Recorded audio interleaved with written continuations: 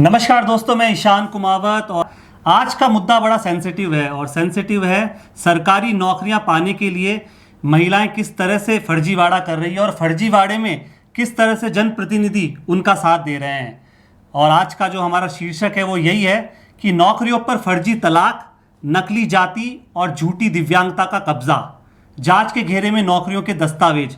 Surendra Chaturvedi sir का ये लिखा हुआ लेख है जिसे मैं आपके सामने पढ़ रहा हूं। सरकारी नौकरियों में आरक्षण और विशेष कोटे का मकसद उन वर्गों को अवसर देना था जो वाकई वंचित और जरूरतमंद है, लेकिन राजस्थान समेत देश भर में यह व्यवस्था फर्जीवाड़े की चपेट में आ चुकी है।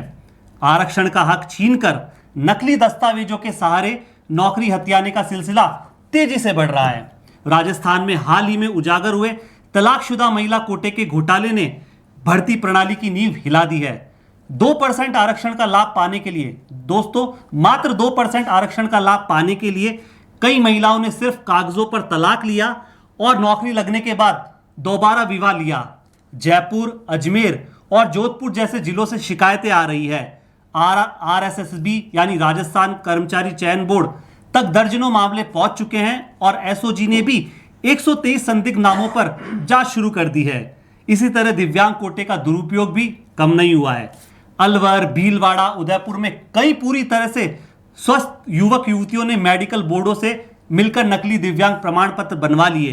बाद में ये लोग खेलकूद की प्रतियोगिताओं में भाग लेते और सोशल मीडिया पर फिटनेस वीडियो डालते पाए गए। जाति प्रमाण पत्र फर्जीवाड़ा भी वर्षों से राजस्थान को कलंकित कर रहा है। बारां, करौली और डूंगरपुर से लेकर भीलवाड़ा तक कई ऐसे मामले सामने आए जहां सामान्य वर्ग के उम्मीदवारों ने खुद को अनुसूचित जाति या जनजाति बताकर नौकरियां हथियाई। इन मामलों में अदालतों ने नियुक्तियां निरस्त भी की, लेकिन तब तक योग्य अभ्यर्थियों का भविष्य बिगड़ चुका था।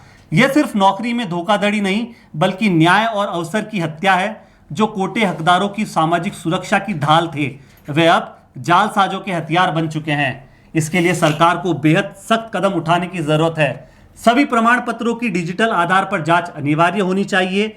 यही नहीं, जिला स्तर पर भी विशेष सत्यापन प्रकोष्ठ भी गठित किए जाने चाहिए। दोषी पाए जाने पर सिर्फ नौकरी रद्द न हो, बल्कि आपराधिक मुकदमे और कड़ी सजा देने की प्रक्रिया भी प्रावधान में आनी चाहिए, ताकि समाज में यह संदेश जाए कि अयोग्य लोग यदि योग्य लोगों का हक मारते हैं तो उनकी जगह नौकरियों में नहीं बल्कि जेल जाने में है। राजस्थान से उठे ये मामले पूरे देश के लिए चेतावनी है। अगर भर्ती व्यवस्था को पारदर्शी और कठोर नहीं बनाया गया तो आरक्षण और विशेष कोटे की पूरी अवधारणा जनता के विश्वास से बाहर हो जाएगी। सवाल यही है, क्या हम हकदारों का हक लौटाने के लिए पर्याप्त शक्ति दिखा पाएंगे? दोस्तों, हमारा ये था कवरेज। सुरेंद्र चतुर्वेदी जी का लिखा हुआ ये लेख था।